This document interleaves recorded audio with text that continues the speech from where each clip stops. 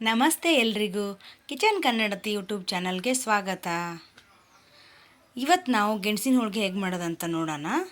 First ಗೆಣಸನ್ನ ಕುದಿಸ್ಕೋಬೇಕು. 1-2 K ಜಿಯಷ್ಟು ಗೆಣಸು ತೊಗೊಂಡಿದ್ದೀವಿ. ಅದನ್ನು ಒಲೆ ಮೇಲಿಟ್ಟು ಕುದಿಸ್ಕೊಂಡಿರೋದು. ಅದು ಗೆಣಸು ಕುದಿಯೋಷ್ಟು ನೀರು ಹಾಕಬಾರ್ದು, ಫುಲ್ ಮುಳುಗೋಷ್ಟು. ಜಸ್ಟ್ 2 ಕೆ ಜಿ ಗೆಣಸಿಗೆ ಒಂದು ಅರ್ಧ ಲೋಟ ನೀರು ಹಾಕಿರೋದು ಅಷ್ಟೇ. ಮತ್ತು ಹಸಿ ಬಟ್ಟೆ ಮೇಲ್ಗಡೆ ಒದ್ದೆ ಬಟ್ಟೆ ಮಾಡಿ ಮುಚ್ಚಿ ಅದ್ರ ಮೇಲೆ ಒಂದು ಪ್ಲೇಟ್ ಮುಚ್ಚಿ ಒಂದು 20 ನಿಮಿಷ ಬಿಟ್ಟಿದ್ದೀವಿ ಒಲೆ ಮೇಲೆ. ಕುದ್ದಿದೆ ಇವಾಗ. ಅದನ್ನು ಸಿಪ್ಪೆ ತೆಗೆದು ಸಣ್ಣಗೆ ತುರ್ಕೋಬೇಕು. ಊರಿಗೆ ಹೋಗಿದ್ನಲ್ಲ ರಜಕ್ಕೆ, ಆವಾಗ ಅಮ್ಮ ಮನೇಲೇ ಮಾಡಿರೋದು. ಹೆಂಗೂ ಮಾಡ್ತಿದ್ರು ಗೆಣಸಿನ ಹೋಳಿಗೆ. ನಾನು ಅದನ್ನು ವಿಡಿಯೋ ಮಾಡೋಣ ಅಂತ ಮಾಡಿಕೊಂಡೆ. ಸರಿ, ನಿಮಗೂ ತೋರಿಸೋಣ ಅಂತ. ಇವಾಗ ಫುಲ್ 2 ಕೆ ಜಿ ಗೆಣಸನ್ನ ತುರಿದು ಇಟ್ಕೊಂಡಿದ್ದೀನಿ. ಇಷ್ಟಾಗಿದೆ ಅದು 2 ಕೆ ಜಿ ಗೆಣಸು. ಇದಕ್ಕೆ ಬೆಲ್ಲದ ಪಾಕ ಸೇರಿಸ್ಕೋಬೇಕು. ಇವಾಗ 2 ಕೆ ಜಿ ಗೆಣಸಿಗೆ ನಾವು ಅರ್ಧ ಕೆ ಜಿ ಬೆಲ್ಲ ತೊಗೊಂಡಿದ್ದೀವಿ. ಸಾಕಾಗುತ್ತೆ ಅರ್ಧ ಕೆ ಜಿ ಬೆಲ್ಲ. ಆ ಬೆಲ್ಲನ ಪಾಕ ಮಾಡ್ಕೋಬೇಕು. ಎರಡು ಎಳೆ 3 ಎಳೆ ಬರುತ್ತಲ್ಲ, ಆ ಥರ ಪಾಕ ಮಾಡ್ಕೋಬೇಕು ಗಟ್ಟಿಗೆ. ನೋಡಿ, ಆ ಪಾಕ ಮಾಡ್ಕೊಳ್ಳೋಕ್ಕೆ ನಾವು ಒಂದು 1/4 ಲೋಟ, ಕಾಫಿ ಲೋಟದಲ್ಲಿ 1/4 ಲೋಟ ನೀರು ಸಾಕು.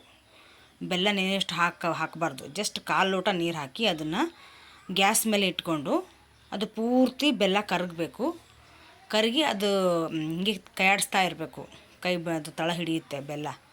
ಅದ್ರ 15ರಿಂದ 20 ನಿಮಿಷ ಬೇಕು ಪಾಕ ಮಾಡ್ಕೊಳ್ಳೋಕ್ಕೆ. ಈಗ ನೋಡಿ, ಸ್ವಲ್ಪ 10 ನಿಮಿಷ ಆದಮೇಲೆ ಹಿಂಗಾಗಿದೆ.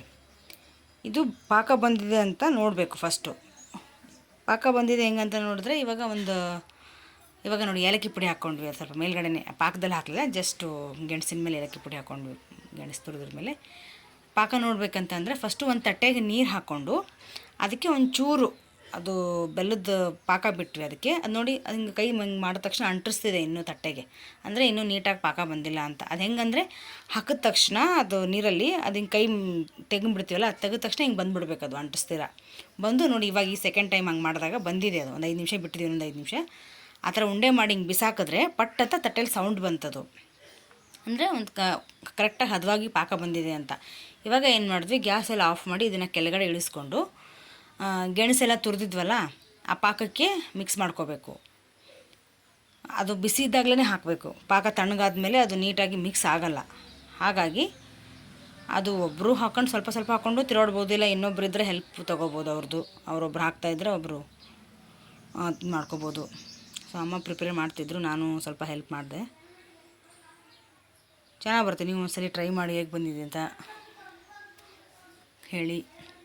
ಆಮೇಲೆ ಗೆಣಸು ಯಾವಾಗಲೂ ಅಷ್ಟೇ, ನಾವು ತುರಿತೀವಲ್ವ, ಒಂಚೂರು ಗಂಟು ಇರಬಾರ್ದು. ಯಾವಾಗ ಗಂಟು ಒಂದು ಸ್ವಲ್ಪ ಇದ್ರೂ ಅದು ಹೋಳಿಗೆ ಎಲ್ಲ ಹರಿದೋಗ್ಬಿಡುತ್ತೆ. ನಾನು ಸ್ವಲ್ಪ ತುರಿದಾಗ ಏನು ಮಾಡಿದ್ದೆ, ಲಾಸ್ಟ್ ಅಷ್ಟಲ್ಲಿ ಮಿಕ್ಕತ್ತಲ್ವ, ಅದನ್ನು ನಾನು ಹಾಗಂಗೆ ಹಾಕ್ಬಿಟ್ಟಿದ್ದೆ. ಆ್ಯಕ್ಚುಲಿ ಸ್ಮ್ಯಾಶ್ ಮಾಡಬೇಕಿತ್ತು, ಅಮ್ಮ ಆಮೇಲೆ ಸ್ಮ್ಯಾಶ್ ಮಾಡಿದ್ರೆ ಅದನ್ನು. ಇವಾಗ ಒಬ್ಬಟ್ಟಿಗೆ ಗೋಧಿ ಹಿಟ್ಟು ಕಲಿಸ್ಕೊಳ್ಳೋಣ. ಯಾವಾಗಲೂ ನೀವು ಬೇಳೆ ಒಬ್ಬಟ್ಟೆಲ್ಲ ಮಾಡ್ತಿಲ್ಲ, ಅದೇ ಥರನೇ ಸೇಮ್ ಹಿಟ್ಟು ಕಲಿಸ್ಕೋಬೇಕು, ಸ್ವಲ್ಪ ತೆಳುವಾಗಿ. ಇದರಲ್ಲಿ ನಾವು ಮೈದಾ ಮಿಕ್ಸ್ ಮಾಡ್ತಾಯಿಲ್ಲ, ರವೆ ಮಿಕ್ಸ್ ಮಾಡ್ತಾಯಿಲ್ಲ. ಬರೀ ಗೋಧಿ ಹಿಟ್ಟಿಗೆ ಸ್ವಲ್ಪ ಉಪ್ಪು ಹಾಕಿ ಸ್ವಲ್ಪ ಸ್ವಲ್ಪ ನೀರು ಹಾಕಿ ಚೆನ್ನಾಗಿ ಹಿಟ್ಟನ್ನ ನಾದ್ಕೋಬೇಕು. ಜಸ್ಟ್ ಕಲಸಿಟ್ರೆ ಅದು ಜಿಗಿ ಬರಲ್ಲ ಹಿಟ್ಟು. ಅದನ್ನು ನಾವು ಸ್ವಲ್ಪ ಅದ್ರ ಮೇಲೆ ಒಂಚೂರು ಭಾರ ಹಾಕಿ, ನಮ್ಮ ಶಕ್ತಿಯೆಲ್ಲ ಹಾಕಿ ಅದು ಸ್ವಲ್ಪ ಚೆನ್ನಾಗಿ ನಾದ್ಕೋಬೇಕು. ಅಂದ್ರೇ ಚಪಾತಿ ಆಗಲಿ, ರೊಟ್ಟಿ ಆಗಲಿ, ಚಪಾತಿ ಯಾವುದೇ ಆಗಲಿ ಅಷ್ಟೇ ಹದವಾಗಿರುತ್ತೆ, ಜಿಗಿಯಾಗಿ ಬರುತ್ತೆ. ಇವಾಗ ಒಂದು ಅರ್ಧ ಗಂಟೆ 20 ನಿಮಿಷ ಇಟ್ಟಿದ್ವಿ. 20 ನಿಮಿಷದಿಂದ ಒಂದು ಅರ್ಧ ಗಂಟೆ ಹಿಟ್ಟಿಟ್ಟಿದ್ವಿ. ಚೆನ್ನಾಗಿ ಅದು ಹೂರ್ಣನೂ ರೆಡಿಯಾಗಿದೆ, ಕಣ್ಕಂಡು ರೆಡಿ ಇತ್ತು. ಇವಾಗ ಒಬ್ಬಟ್ಟು ಮಾಡೋದು ಹೆಂಗೆ ಅಂತ ನೋಡ್ಕೊಳ್ಳೋಣ. ಎಲ್ಲ ಒಬ್ಬಟ್ಟು ಹೆಂಗೆ ಮಾಡ್ತೀವಿ ಅದೇ ಥರನೇ. ಇವಾಗ ಸ್ವಲ್ಪ ಅದನ್ನು ಎಲೆ ಸ್ವಲ್ಪ ಈ ಥರ ಮಾಡಿಕೊಂಡು, ಪೂರಿ ಥರ ಅಗಲವಾಗಿ ಇದು ಮಾಡಿಕೊಂಡು ಅದರೊಳಗಡೆ ಸ್ವಲ್ಪ ಇದು ಗೆಣಸಿಂದು ಕಣ್ಕ ತುಂಬಿ, ಹೂರ್ಣ ತುಂಬಿ, ಸ್ವಲ್ಪ ಎಣ್ಣೆ ಹಚ್ಚಿ. ಈಗ ನಮ್ಮದು ಕಡೆ ಹೋಳಿಗೆ ತಗಡಂತ ಸಿಗುತ್ತೆ. ಕೆಲವೊಂದು ಕಡೆ ಬಟ್ರ್ ಪೇಪರು ಮತ್ತು ಹೋಳಿಗೆ ತಟ್ಟ ಪೇಪರ್ಲ್ಲ ಸಿಗುತ್ತೆ, ಅದ್ರ ಮೇಲೂ ಮಾಡ್ತಾರೆ. ಇದು ನಮ್ಮ ಕಡೆ ಇದು ಹೋಳಿಗೆ ತಗಡು ಅಂತಲೇ ಸಿಗುತ್ತೆ. ಅದ್ರ ಮೇಲೆ ಹಾಕ್ಕೊಂಡು ಡೈರೆಕ್ಟ್ ಹೆಂಚು ಕಾದಿತ್ತು, ಅದ್ರ ಮೇಲೆ ಹೆಂಚು ಮೇಲೆ ಅದು ತಟ್ಟೆ ಸಮೇತನೇ ತಗಡು ಅದನ್ನೇ ಎತ್ತಿ ಬಗ್ಗಿಸಿದ್ವಿ. ಅದ್ರ ಮೇಲೆ ಹಾಕಿದ್ವಿ. ಒಂದು ಸೈಡ್ ಚೆನ್ನಾಗಿ ಬೆಂದಿದೆ, ಸ್ವಲ್ಪ ಎಣ್ಣೆ ಹಾಕಿ ಇನ್ನೊಂದು ಸೈಡ್ ಬೇಯಿಸ್ಕೊಂಡ್ವಿ. ಗೆಣಸಿನ ಹೋಳಿಗೆ ರೆಡಿ ಆಯಿತು. ಗೆಣಸಲ್ಲಿ ತುಂಬ ಫೈಬರ್ ಇರುತ್ತೆ, ಯಾಕಂದ್ರೆ ತುಂಬ ನಾರಿನಾಂಶ ಜಾಸ್ತಿ ಇರೋದ್ರಿಂದ ತುಂಬ ದೇಹಕ್ಕೆ ಒಳ್ಳೆಯದು. ನೀವು ಒಂದ್ಸಲಿ ಟ್ರೈ ಮಾಡಿ, ಹೇಗೆ ಬಂದಿದೆ ಅಂತ ಕಮೆಂಟ್ ಮಾಡಿ. Thanks for watching.